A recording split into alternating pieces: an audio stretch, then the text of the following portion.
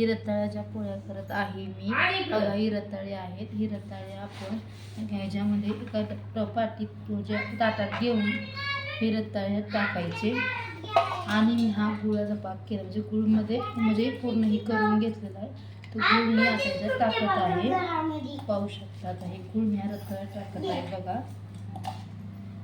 आपण रताळ्याच्या पोळ्या बनवून टाकू. जरा गुळ त्याच्यामध्ये टाकून घ्यायचा.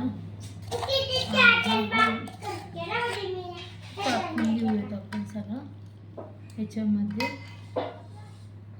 बघा दिसते ना ही विलायची आहे. विलायची पूड आपण टाकून घ्यायची आणि हा रताळ हळवत हाताने असं फोडून घ्यायचा. गरम आहे माझा रताळा तसंच मी होऊ शकतो की छान असं फक्त सगळं एकजीव करून फोडून घ्यायचं. रताळ्याची पोळ्या करायच्या असल्यावर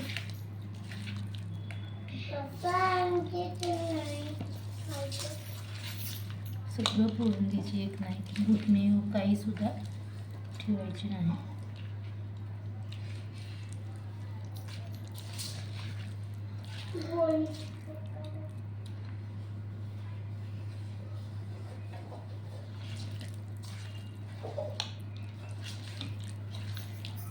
पाहू शकता मिक्स झालं की आपण हे गव्हाचं पीठ आहे. गव्हाचं पीठ घ्यायचं आहे.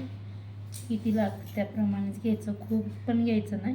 बघत बघत म्हणजे किती ते घट कसं होईल त्याप्रमाणे घ्यायचं. आपण एवढं पीठ घेतलं आहे तेवढं पिठाला आपलं किती होईल ते बघूयात आपण. असं पीठ मळून घ्यायचं रताळ्याच्या पोळीसाठी. कधी पण खाऊ शकतो.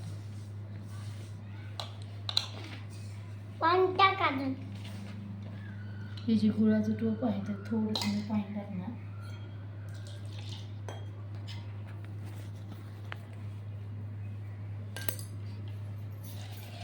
ते सगळं काढून घेते.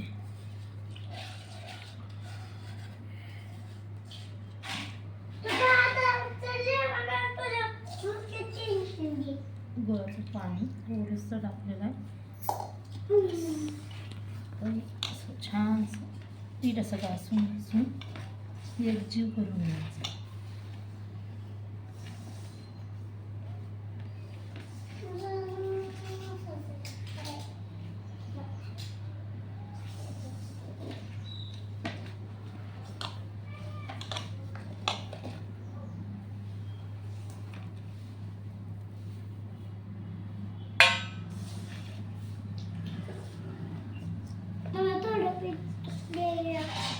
मला थोडं पीठ दे मम्मा.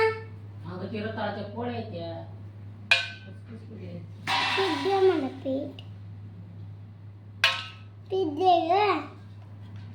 पीठ दे. गुळ दे दे दे की पीठ. आय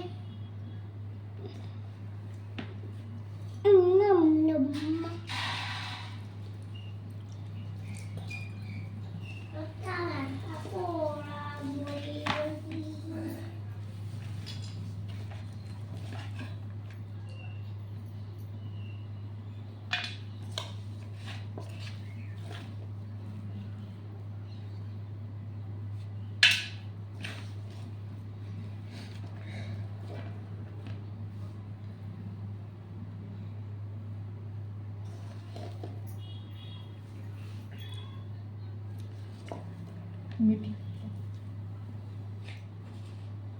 थोडेसे मीठ टाकायचं राहिलं होतं. मी मीठ टाकलं.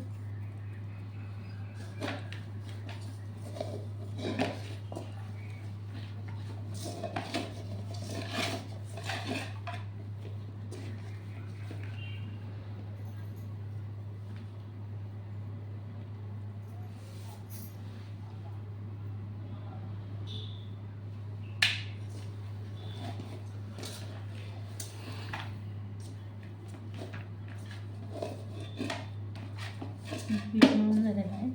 आपण ह्याला 15 मिनटं रेस्टला ठेवत. आणि आता या पिठाला आपण 15 मिनटं झाकून ठेवणार आहोत. 15 मिनटांनी मग तुम्ही पाहू शकता पोळ्या कशा झाल्या आहेत. तर मी रेस्ट करते पिठाला.